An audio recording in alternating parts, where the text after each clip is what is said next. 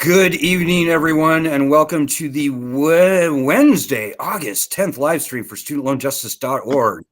The month is already a third of the way through. What happened to July? I'd like to know. I don't know. Hope everybody is doing well out there in the world. We are studentloanjustice.org. We are the first, the largest, and in many ways, the only true grassroots group fighting only and absolutely for student loan justice. So a couple of announcements. We've got a very special guest I'm going to bring on in a minute. Couple of announcements. As I said, we are on August 10th. The student loan repayment pause will be expiring on September 1st unless President Biden extends the pause. And quite frankly,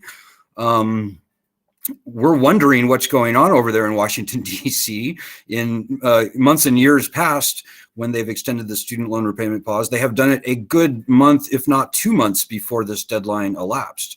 So what is going on with Joe Biden? And by the way, ladies and gentlemen, particularly if you're new to the group, we're fighting for two things: the return of bankruptcy protections to student loans and the cancellation of all federally owned student loans by executive order, which the president can do, unlike PPP loans, without needing one dime of money from the Treasury, without adding even one penny to the debt.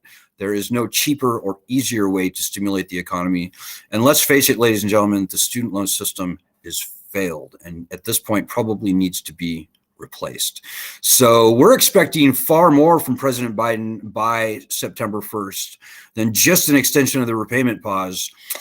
But inquiry minds really want to know, does Biden even intend to extend the pause, or will he turn the loans back on September 1st? Who knows? But I know what we do has a huge implications on that. But for this group, we would not have this bankruptcy bill to fight for. But for this group, we probably wouldn't even be talking about canceling student loans by executive order. So what we do matters, ladies and gentlemen. And if you forget everything that I say, I hope you remember everything that our upcoming guest says. But if you forget everything I say tonight, remember, you can always help by going to our website, studentloanjustice.org, and doing our daily actions. So, ladies and gentlemen, I am very happy. First of all, let me say we have traveled the entire country many times fighting for student loan justice, from east to west, from north. And tonight, I want to take you into the South. The South is being absolutely wrecked and ravaged by student loan debt. And we're going to do some graphics tonight, by the way, so bear with me if it gets clunky. Let me just show you a graphic of the 10 worst states on student loan debt. So if you look at the average debt load per borrower versus the average earnings per borrower, this is what you get. And it's probably kind of hard to read there, but you can see that the entire South is absolutely the worst hit. And among the worst hit states happens to be North Carolina. So for example, North Carolina state budget is pretty big. It's $46 billion. Well, the people of North Carolina owe a whopping $58 billion in student loan debt. And most of that debt, believe it or not, is owed directly to the federal government. Just an interesting side note. Another sort of interesting factoid and you could maybe come up with a lot of comparisons, but if you look at the value, the combined value of every acre of farmland in North Carolina, every tobacco farm, every peach plantation, every corn, soybean, etc., every acre is worth a combined $40 billion. Again, $58 billion in non-dischargeable student loan debt hanging around the necks of the people of North Carolina. Now, I have to say here, guys, we've been following this thing for years, and the worst person in the world on student loans is a woman called Virginia Fox. She has been in Congress, I don't know how long, probably 10 terms, if not eight terms, if not 10 terms.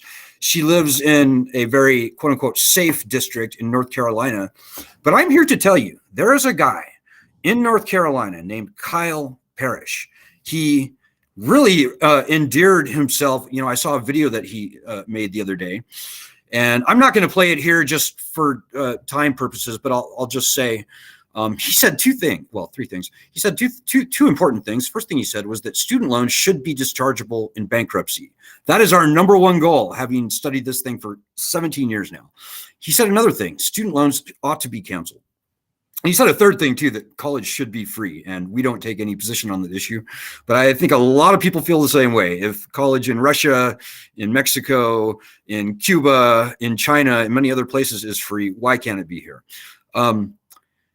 Kyle is neither a lawyer, nor a professional politician, nor a rich guy, and I just love that. So I contacted Kyle the other day, and I asked him if he'd come on our show tonight, and lo and behold, we have him here with us tonight. Kyle, welcome.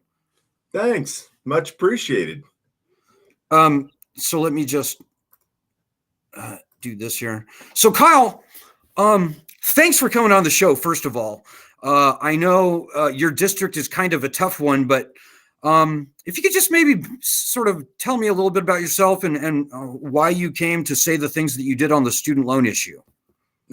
Absolutely. So thanks, Alan. I'm Kyle Parrish. I'm running for Congress in North Carolina's 5th District. And as he said, against a person who is basically owned by the student loan industry and for-profit colleges, Virginia Fox. I work in IT for a giant company. I decided to run for Congress, even though I still have a full-time job. I still drive my kids places. I do all that kind of stuff. Decided to do it because things like student debt are crushing people in the 5th District. And economically, they're under a tremendous amount of pressure. And you had it right. You said either 8 terms or 10 terms. She's actually had 9 terms. She's running for her 10th. She's done absolutely nothing for the people in the 5th District in the way of actually helping them. And it's been a really interesting journey for me because it is a very red district. I'm actually, not to get religious because it's more metaphors. I'm kind of like Jesus in the way I'm doing this, and that I'm going out to talk to the sinners. I'm not just going to preach to the Democrats, right? The sinners being the Republicans, even though they really aren't. Right. But preaching to converted doesn't help. So I've been going around the district and talking to people who aren't converted into my way of thinking. And what I found is that if you can get past a lot of the cultural issues and you get down to something like I'm being crushed under a student debt burden, then people are like, hold on, I want to talk to you about this. So I've been asking people, what has Virginia Fox ever done for any of you? And their answer has been nothing. Literally, and I don't mean they say nothing. I mean, they can't come up with anything she's ever done. So that's why I'm running. And this is an issue that aligns with my kind of kitchen table issues. Well, if I could just jump in here, people should know. In people in North Carolina, in Boone and Winston-Salem, should really know. There are 85,000 distressed student loan borrowers in that district, probably around 100,000 in total. 85% were never going to be able to repay their loans. And this is not a partisan issue. Probably half in your district, probably more than half of those people identify as being either Republican or independent. And I'm telling you, Virginia Fox is the nastiest woman in Congress, in the country, fighting for the banks, fighting for the for-profit colleges. She's trying to kill all the forgiveness programs, which are pretty much no good anyways, but she's trying to kill those things. Right. She's trying to, she's supporting lawsuits and legislation that would prevent the president from canceling student loans by executive order. Yeah. She is a bulldog, number one for the student loan industry. So I would just hope that people out there would realize that this is not a partisan thing, and there needs to be a shakeup, and particularly for a 5, 6, 7+ term congressperson, it's time to roll the dice, in my humble opinion. So Kyle, how's the race going? What are you looking at? How's the DNC been, etc.? So it's interesting you ask. And thank you for asking. I mean, I think the race is going pretty well, considering the uphill battle I have, or uphill battles, but that's okay. I knew those were going to be things when I came into this. The DNC, the DNCC, and even the North Carolina state party provide zero support, financial or otherwise, for the most part. That's because we are in a red district, and they're like, why would we waste our time there? This is a confirmation of another reason that I kind of ran, which is that I feel people living in areas like the 5th district for decades now have been either completely ignored by the Democrats because they don't fit whatever model the Democrats are appealing to, or they have been just openly lied to by the Republicans. And so there's this level of frustration there that is just insane, which is that people feel left out. Nobody cares about us. You know, the old adage of flyover country. While Western North Carolina is not really flyover country, it's high country, it's mountainous. It is the same problem, is that there's a group of folks in the United States who've been completely forgotten. And when you look at this student loan issue, and I equated a lot to healthcare in the United States, both of those are nonpartisan issues, or at least they should be. Mm-hmm. They are things that we, in building a country, need to have. You need to basically have good health in order to function in this society, and it's economically prudent for us to provide healthcare to people to help them be productive members of society. Education is absolutely vital to the future growth of this country. It's vital to where our country is going in the way of technology and where the world is moving. If we have a less educated workforce than India or China or Russia, anywhere else, then we are going to find ourselves falling behind the curve. And so we need to make education at a minimum affordable. But as you said earlier, I'm an advocate for free public education at all levels. And I think it's something that we should be moving toward. And what that would do is it would kind of allow student debt would be less of a thing at all going forward. Right. Well, let me just jump in here again. If we look at the electoral history of your district, 2020 is kind of hard to look at because everybody came out as a presidential election. But, if you look at the last midterm election with Dee Dee Adams, and I drove down to Boone, by the way, and I got dirty looks from Virginia Fox. I put a question to her about bankruptcy, and she's like, bankruptcy? Nah, no way. Let me click myself in there. But in the last midterm election, Virginia Fox defeated Dee Dee Adams by around 40,000 votes. Mm-hmm. So that's not that much of that's not that many votes. It was something like 46 to like 42% or something. It was within, I want to say 6 or 7 points or something like that. It wasn't a blowout. And, with 85,000 distressed student loan borrowers in your district, if even half of them came out, assuming maybe a few were Republican, et cetera, that is more than enough to tip that balance, to tip those scales in your favor. So I'm here to tell you, I think you've got a shot, Kyle. Yeah, well, and I think, I think there is a shot. I think that even though it is a red district, I do believe that the problems that people are facing aren't red and blue. And and I'm not out there beating the blue drum. I don't have, you can look at my little logo thing, right? I'm not slapping donkeys all over everything. You mentioned earlier that you like to shoot and trap. I appreciate that. Yeah, I do. I love to shoot trap. It's fun. And that's the thing. It's kind of, I'll tell you a quick story. I lived in Maine for 10 years. And that was another, a lot of Maine is very similar to Western North Carolina, right? There's the coastal area in Maine, but then the rest of it is very rural, hunters, trappers, that kind of thing, right? Lumber mills, those types of things. Well, I was a group had come to me, and this is the first time I've ever really run for public office, but a group in my town came to me and said, Kyle, we would really be interested in you maybe pursuing, it was either a House or a state Senate seat, come up to this coffee shop.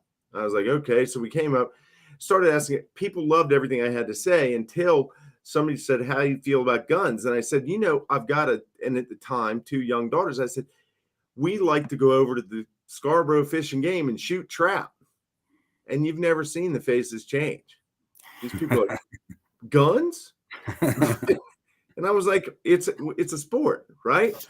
I think this is the thing. The purist, I'm trying to stay away from those things in this regard, that get away from kitchen table, from making people's lives better. If someone wants to, I'm not a hardcore gun guy. I'm not going to go out, and I'm not a hardcore anti-gun guy.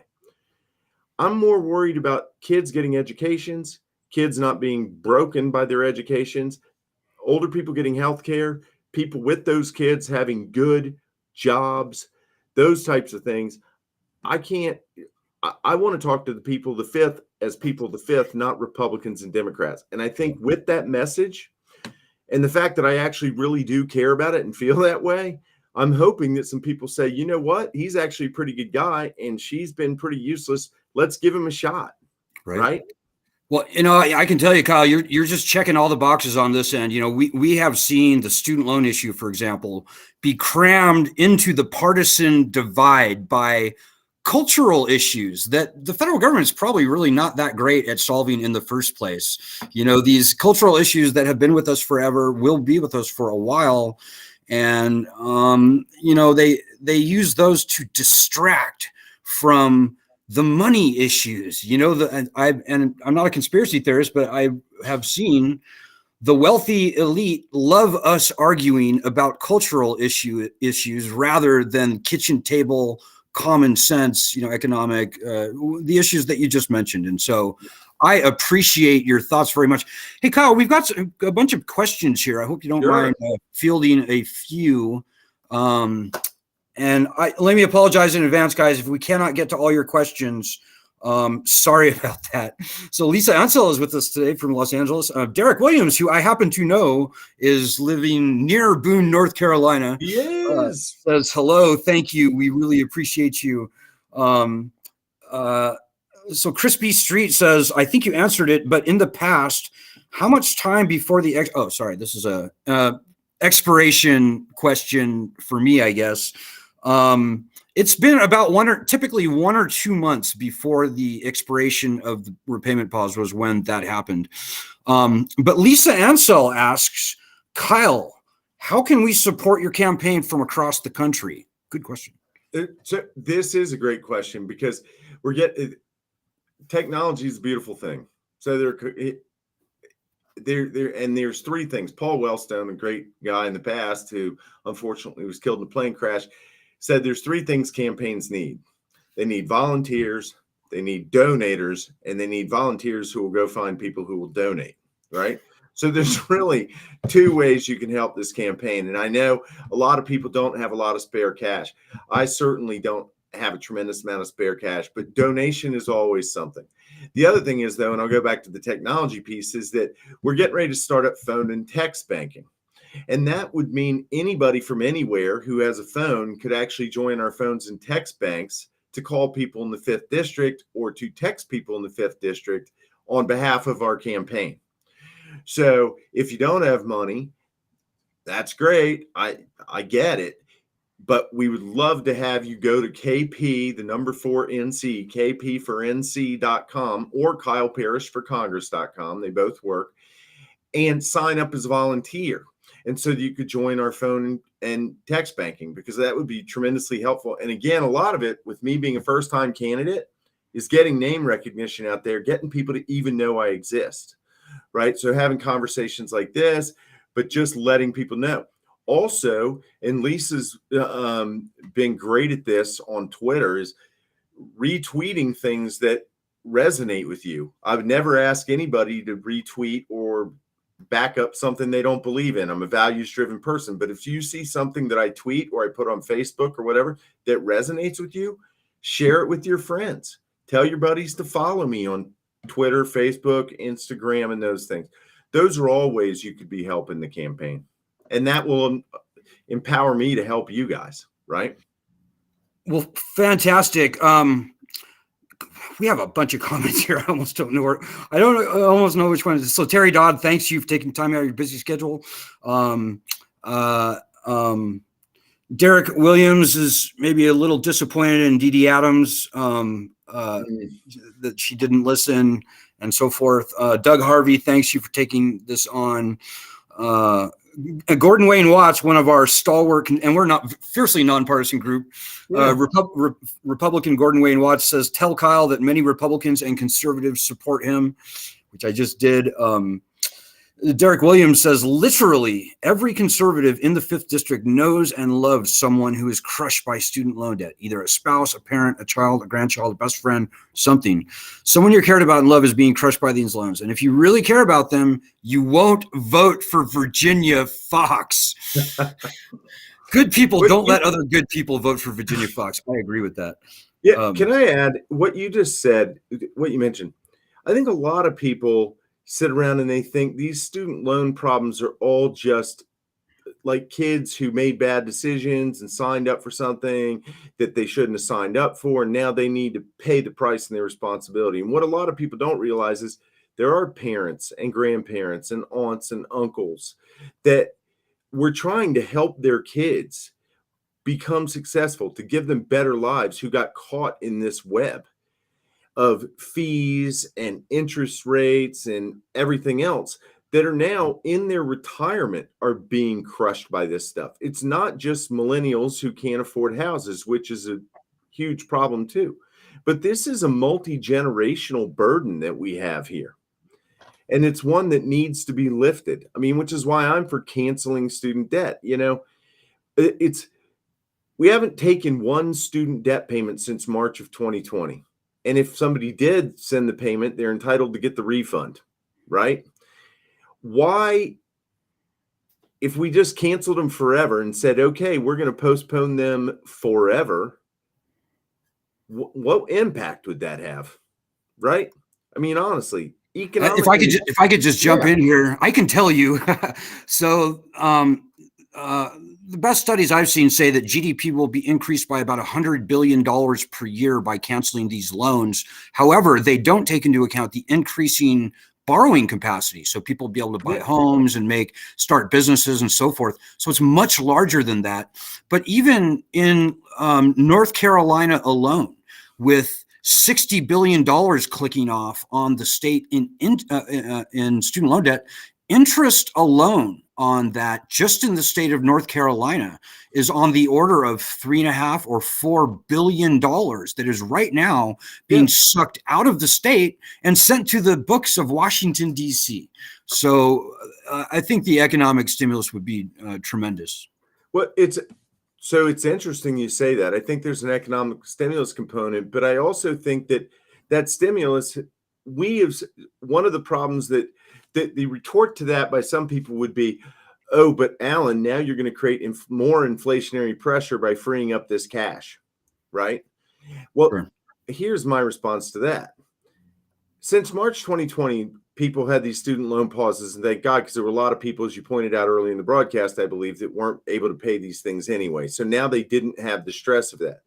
Other people lost their jobs and that type of thing and couldn't make the payments, but the economy is pretty much recovered in a lot of ways. And most people who want to go back to work have gone back to work. And I don't mean to say people who don't have a job.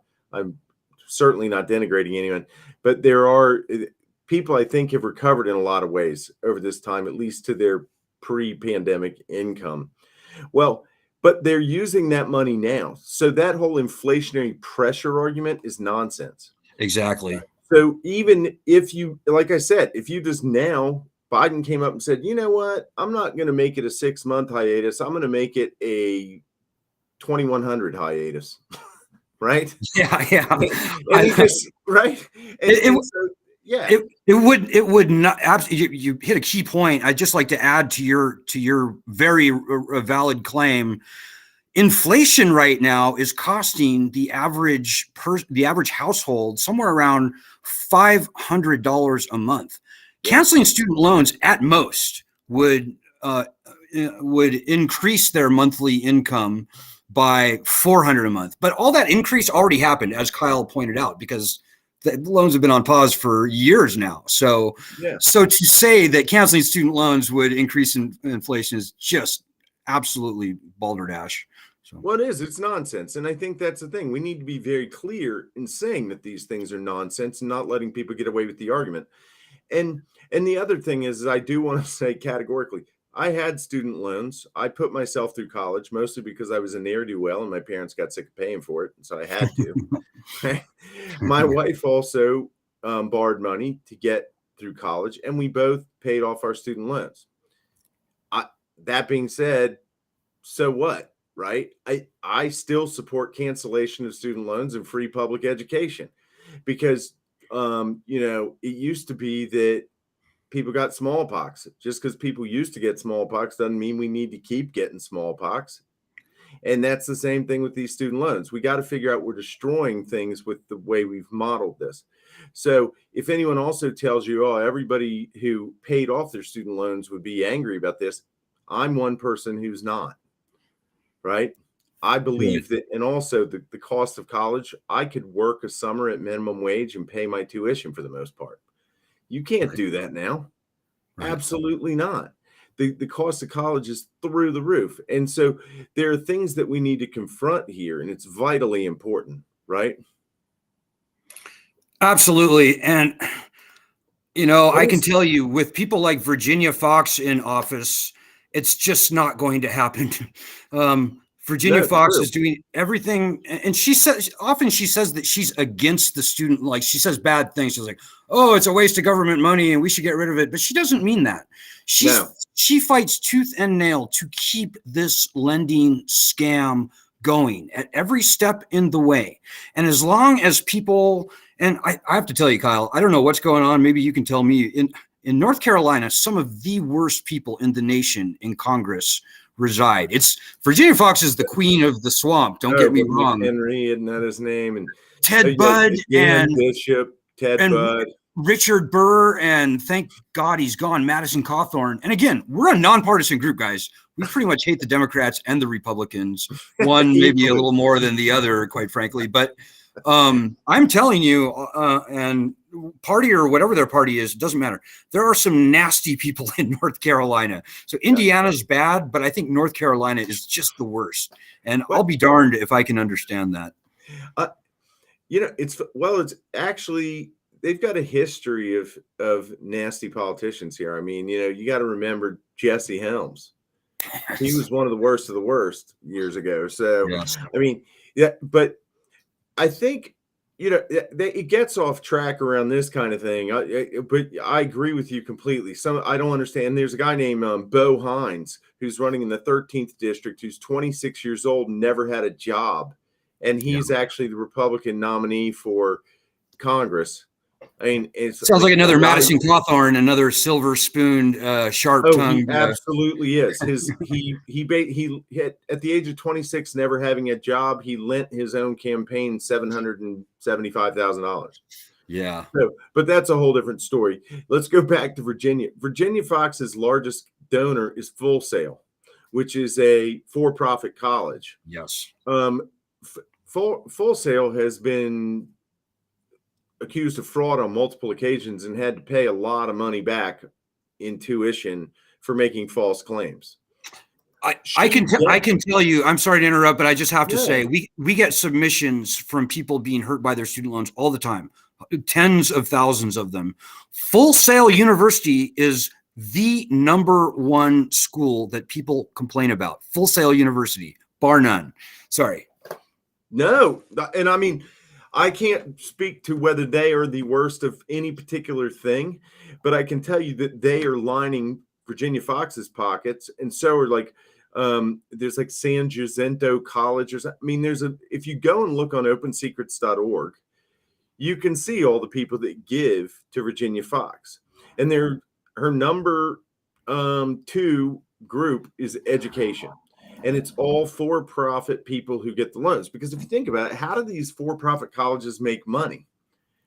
they basically get students to take loans to give them the money. Once they have the money, they really don't care about the success of the students, which is why you have such a high failure rate, which means these people don't make cash, right? So if you don't get the degree, you never get the benefits of the degree. You just get held on the debt. And there's a lot of fraudulent stuff. Now, that it brings up an interesting thing. And how long does this, I see, because I can talk about this stuff for a while. So you need to cut me off, Alan, if we do. But we need to think about, we cancel student debt. How do we make sure that student debt doesn't come back? Or how do we manage these loans out to for-profit colleges? Because to your point, 93%, I believe, is the number of all student loans are federally guaranteed, which means lending institutions, just like with mortgages, are really inclined to make loans, student loans, because then they hawk them off to the federal government, who then has to go collect, except the federal government then hires loan servicing agents to go collect the money. So there's no risk for loan servicers or loan originators in a lot of these federal student loans, it seems like. There's only upside. So that's why Virginia Fox is like, why would we take it away? If you took away the federal backing of this, all of a sudden you'd see a lot less loans get floated. Yeah, right? That's right. That's kind of a sort of a bigger issue outside of our purview, but I couldn't agree with you more. Whatever replaces the current student loan system has got to be fair. There's got to be skin in the game by all of the players involved, including the colleges and the lenders. Mm-hmm. And maybe most importantly, the federal government, where they don't have just a free money machine where they just make this interest ad infinitum. And I might also add, just for the benefit of our audience, 40% of everyone who goes to college never even graduates. And, millions of these people, they go to trade schools and they become plumbers and welders and truck drivers and so forth. So anyone trying to tell you that student loan borrowers are these wealthy, elite, democratic, liberal snowflakes. And by the way, most student loan borrowers are older, not younger, over the age of 35 versus younger. People over 50, which I am, I think you are as well. We now outnumber people under the age of 25 with student loan debt. And on balance, on average, the older over 50 crowd, they owe triple. They owe 3 times more, despite having borrowed probably a third less, and many years or decades ago. So Kyle, I'm sorry, but we're kind of running up against the clock here. That's all good, man. I appreciate you inviting me. Yeah, absolutely. Was there any final thoughts you wanted to share? No, I mean, first of all, I love the fact that you're passionate about this. I love the fact that you're in the fight. You've been in it a lot longer than I have, so congrats on that. I mean, I really appreciate people like Lisa and Derek reaching out and saying, hey, we have this problem and we'd like to talk to you about it. That's one of the biggest things, I think, as a rep. It's what I want to do, is learn from people what their actual problems are and what we need to focus on. I think it's done too little, right? That people can actually talk to someone who's running for office. So I appreciate you inviting me on here to get the word out. I'm doing what I can. I'd love to, have y'all volunteer, help out, do whatever you can for the campaign, and I'll do whatever I can for y'all. Well, absolutely, Kyle. Thank you. And you heard it here, guys. This guy is a breath of fresh air. Believe me on that. There are so many candidates that we see come through, and they won't even mention bankruptcy and student loans in the same sentence. This guy is the real deal. As I said, he's not a professional politician. He's not a lawyer. That should be number one in my book. He is not a rich guy. And so if ever you were going to put some effort into someone's campaign, I would say put it into Kyle Parrish's campaign. He's got a thought. He's got a shot. A 40,000 vote deficit compared to the last midterm election. I think it could happen, guys. And so, again, Kyle, thank you. We hope to have you back, maybe closer on towards the race. To everyone else out there, I'm sorry if I didn't get your questions, but go to kyleparrishforcongress.com. And just to wrap it up, I'm going to say goodnight to everyone as well. And I have to say this, please donate if you can. You can see the link right there. Okay. Thank you, Kyle. Good luck. We'll keep in touch. Everybody out there, fight this fight. This is the final countdown is upon us, guys. November is looming. So get on it And good luck to you. God bless everyone and Godspeed. Perfect. Thank you.